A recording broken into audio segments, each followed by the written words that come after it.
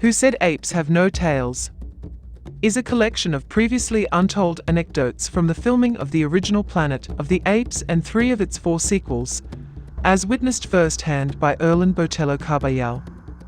She not only had roles in the films, but Erlyn was also one of John Chambers' earliest models used in the creation of the groundbreaking, and subsequently Oscar-winning, ape prosthetics. For more information, please visit zombiemediapublishing.com. Who Said Apes Have No Tails? Available now.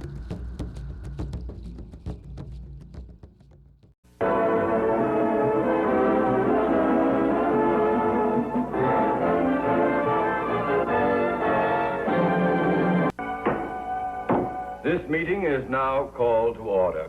All those who know why it has been called will so signify by saying aye. Aye. All those who do not know its purpose will so signify by saying no. Aye.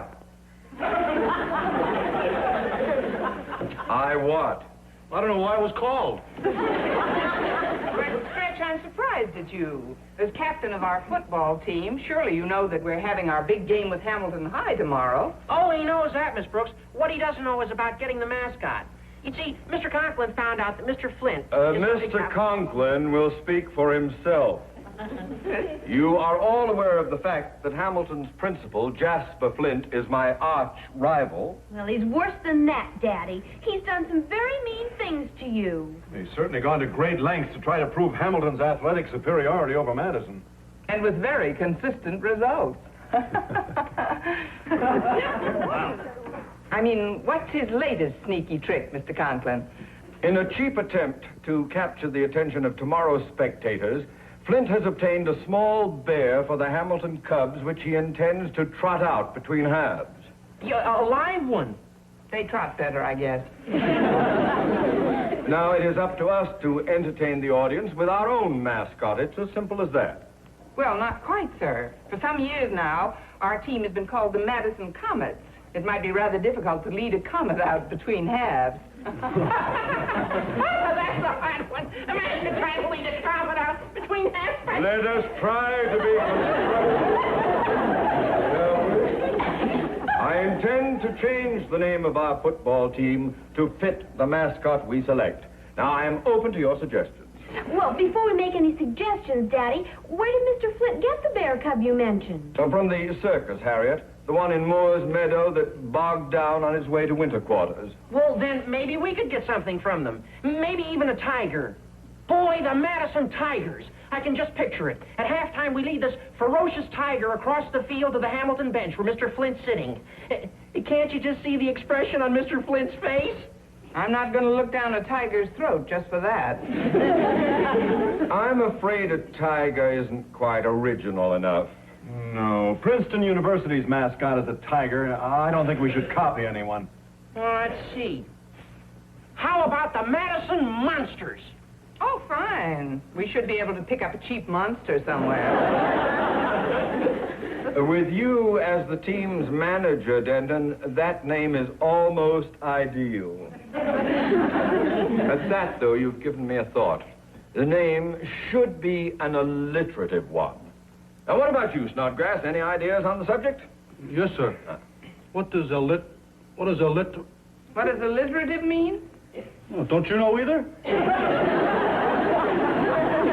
Alliterative means when words start with the same letter. Like the Pittsburgh Pirates.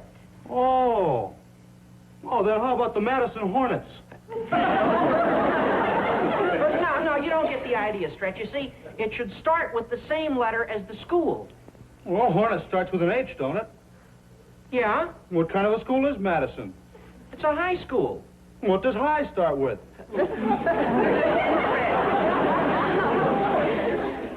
Maybe I could bring over my pet turtle as a mascot. The Madison Mud Turtles. That's sort of alliterative. How big a turtle have you got, Stretch? He's exactly 3 inches square. Now, there's a brilliant suggestion. How could the crowd in a football stadium possibly see a 3-inch turtle? I know. We could paint Madison in huge red letters on its back. That has done it. As usual, the important decisions must stem from my own creative brain. I will reach a decision before school ends and delegate one of you to pick up the animal of my choice. You may all go to lunch now. Dismiss. Come along, Harriet. I'm coming, Daddy. I'm with you, Harriet. I'm with you, Walter. I'm with you, Mr. Boynton.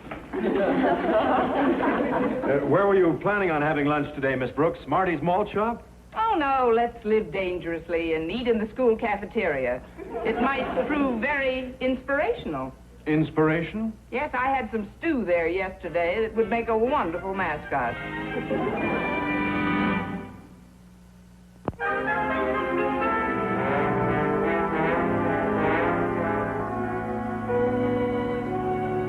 Hi, Daddy. School's over. Have you thought of anything yet? Yes, Harriet, I have. Since the Board of Education makes no financial provisions for team mascots, I intend to get something that won't cost too much money to feed. What did you hit on? A gopher. A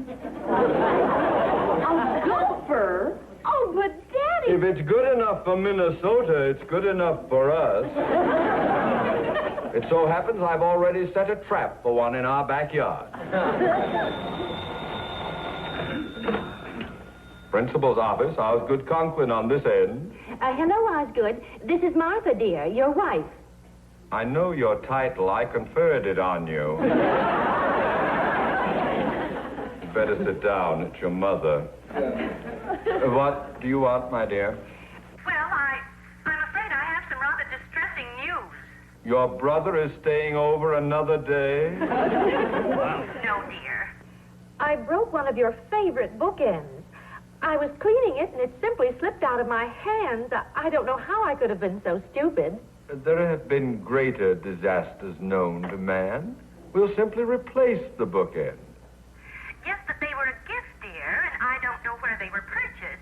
And Wait a minute. Miss Brooks was admiring them just the other day at tea, and she said she saw an identical pair in a curio shop near her house. Do you suppose she'd mind picking one up for us? It would be a labor of love.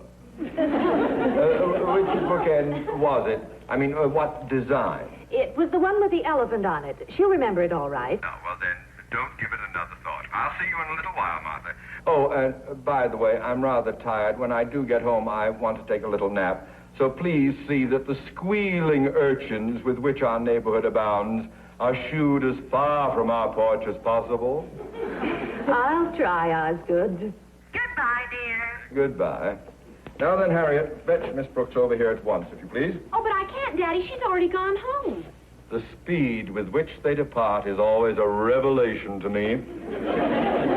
Well, I'll write her a note. Attention, Miss Brooks. Please purchase at once an elephant bookend of the type you admired at our house recently. Now, then, take that right over. Oh, to golly, Miss- Daddy, if you're going to send me on an errand, I just can't go. I've got volleyball practice with the team right this minute. But I promised your mother that... Oh, well, I'll get somebody else to take it to Miss Brooks, Daddy. There are still plenty of kids around. Very well, but please see to it at once. I will, Daddy. Don't worry. Oh, hi, Stretch. You're just the fellow I want to see. Oh, why's that? Well, I'd like you to do a favor for me if you don't mind. You know where Miss Brooks lives, don't you? Well, sure, with Mrs. Davis. That's right. Now, I want you to take this note over to her right away, will you, please? I'll be glad to. Where does Mrs. Davis live again? The address is 295 Carroll Avenue. Now, be sure she gets that message immediately, Stretch. It's from Daddy. Oh, don't you worry about a thing. When it comes to messages, I'm just like the Pony Express. I always get my man. Now, thanks a million, Stretch. I'll do something nice for you sometime. Well, you don't have to. Oh, hello there, Stretch. Oh, hi, Mr. Boynton. I wanted to copy down the game schedule from the board there, but I'm fresh out of paper. Could you let me have a piece? Oh, sure. Here's a hunk with nothing written on it. Oh, thanks, Stretch. Well, glad to help out. I'll do something nice for you sometime. Oh, what's this? Bookend of the type you admired at our house recently. Oh, well, can't be very important if Stretch had it.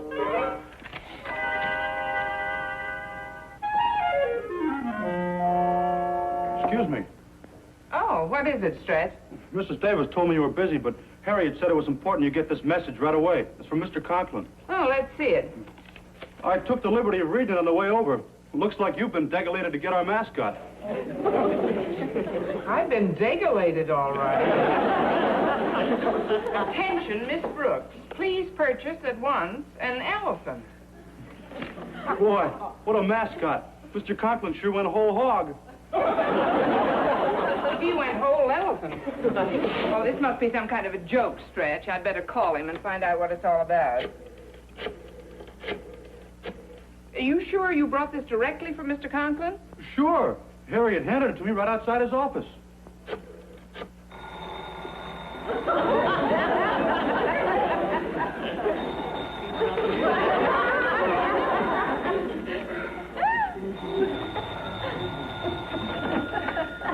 Please be brief. Wasted words or wasted time. Osgood Conklin on the line. Mr. Conklin, this is Miss Brooks. Naturally. I was trying to get a nap. This, I might add, is the third time this week you have jangled me out of my afternoon doze. Now, what is it you want? I just got your note, sir, about the elephant. As I recall, the note was quite simply written, Miss Brooks. Now, I don't expect you to be the greatest English teacher in the world, but I do expect you to be able to read a few simple sentences in the language. But, Mr. Conklin... Will you please do as I have asked and let me get some sleep? But what kind do you want, sir? You've already seen them, Miss Brooks. Just get one. What'll I use for money? Charge it to me. Now, for heaven's sake, ring off and don't call me back until you've got it. Yes, sir.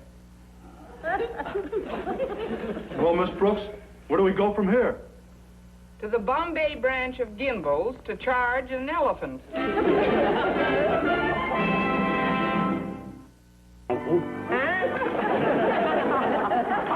No, it's me, Walter Denton. Oh, I wasn't looking. Won't you have a little snack with us, dear? Yo, sure I will, thanks. Well, what do you think about the new setup, Mrs. Davis? The Madison Mammoths. That's what the team will be called, of course. Mammoth? Well, sure, because of the elephant mascot. Well, you remember those prehistoric, hairy old elephants, don't you, Miss Brooks? Not personally. Oh, that must be Mr. Boynton now. Come in. The door's open. Well, I better prepare some more sandwiches. This is getting to be quite a picnic. Hello, Miss Brooks. Hi, Walter. Hi, Miss Boynton. You'd better sit down before I tell you where I want you to take me. All right. I was rather curious about our destination. Yeah. Well, we're going out to pick up an elephant together. Oh. Then we better not spend too much time sitting around. Did you say an elephant? That's right, he's going to be our mascot. Hey, can I go with you when you get him, Miss Brooks? Oh, absolutely not. The Beck brothers wouldn't do any business with us at all, Walter, if they thought that this was nothing but the childish scheme it is. I mean, Mr. Boynton and I will go alone. Now, just a minute, Miss Brooks. Did Mr. Conklin actually say he wanted an elephant to be our mascot? Indubitably. Irrevocably. Well, this beats everything, and I've heard of some pretty strange mascots in my time. In fact, when I was coaching at State Normal, we had a guinea pig. Little fella grew quite attached to me, too. He used to curl up in my lap all the time. I bet he looked real cute. Oh, he did. You know, most animals will lie down on your lap once they grow attached to you. Good. With any luck at all, maybe our mascot will grow attached to Mr. Conklin.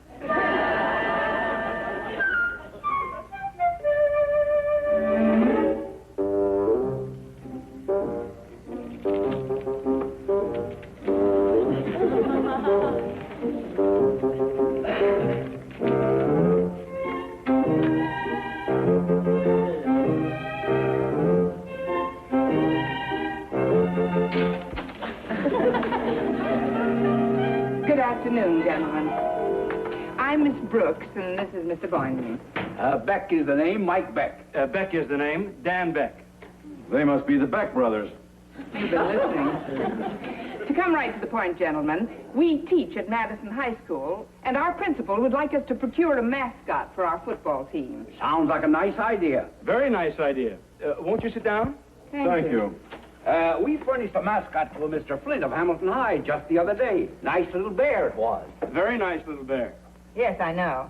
Of course, most of our animals, as well as the performers and circus personnel, have already entrained for winter quarters in Florida. But you do have some animals still on the ground, don't you? Well, what kind did you want? We want an elephant. An elephant? But we just have one elephant left. To some people, that would seem like a lot. Would you be willing to rent it out for a while? Rent it out? Well, frankly, we never thought about doing anything like that. No, we never thought about doing anything like that. Well, we take very good care of the animal. Yes, very good care of the animal. Your season is over now, I understand, and you wouldn't need the animal to perform this afternoon. Oh, Freddie couldn't perform today anyway. Freddie? Yes, that's why we kept him behind with us. You see, he met with sort of an accident a few weeks ago. The truth is, he backed into the lion's cage, and, well, he sort of got his tail bitten off. Well, that's a shame. Yes, it broke the circle with the other elephants. But he's perfectly all right in every other way. Oh, he'd be a fine mascot for your team, Miss Brooks, and we wouldn't charge you any rental fee at all. Well, the price is certainly right. But why would you do that? To save money on the elephant's feed bill. He's quite an eater, Freddie is. Yes, I bet he eats like a horse. Mr. Beck, how would we get Freddie into town? And when do you want him back? Just walk him in behind your car. And we'd like him back next spring. Next spring? Oh, providing, of course, you promise to take good care of him. You see, we're leaving tonight. Well, and, we just wanted a mascot for the Hamilton game. Wait a minute, Mr. Boynton. Maybe Mr. Conklin would keep him for the rest of the season. Freddie could do more than just be a mascot for the football team. Oh, but Miss Brooks, an elephant? May I use your phone? Certainly. Certainly. We'll leave it up to Mr. Conklin. It was his idea in the first place.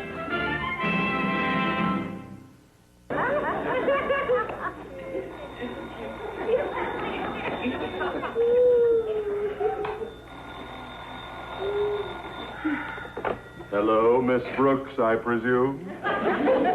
How did you know, Mr. Conklin? I was napping so beautifully. Well, I'm sorry, sir, but about the elephant. Haven't you got that elephant yet? I'm getting it right now, sir. But you'll have to keep this one longer than... I promise you, Miss Brooks, we'll be very careful of this one. Now, I'd like to get some sleep, if you don't mind. The kids in this neighborhood have kept me up half the afternoon already. Well, yes, Mr. Conklin, but before you hang up, where do you want me to take it? Take it? Bring it to my house, of course. Goodbye. Goodbye. Mr. Beck? Yes? Got a hunk of rope? Not that.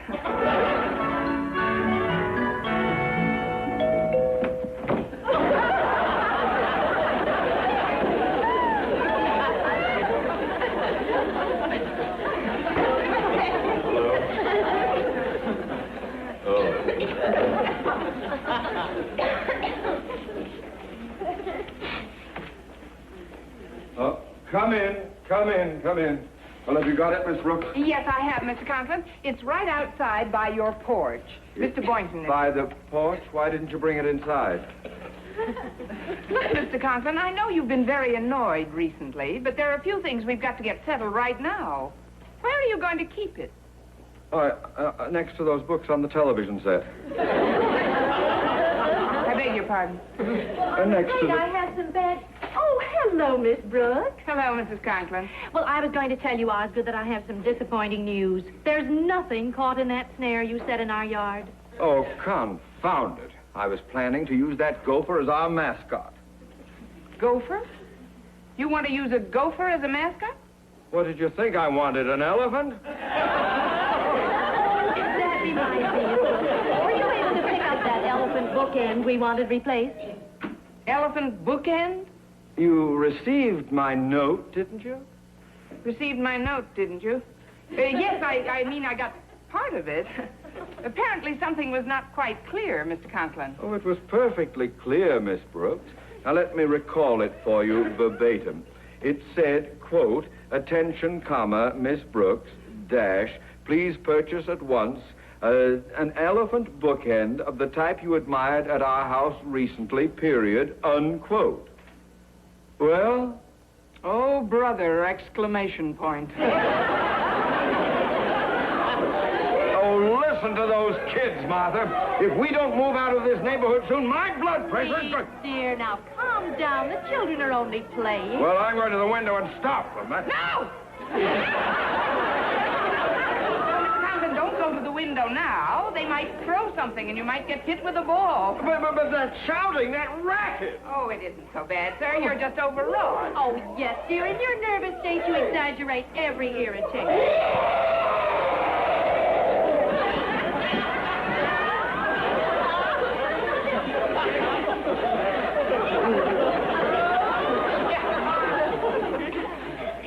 What was that? What was what?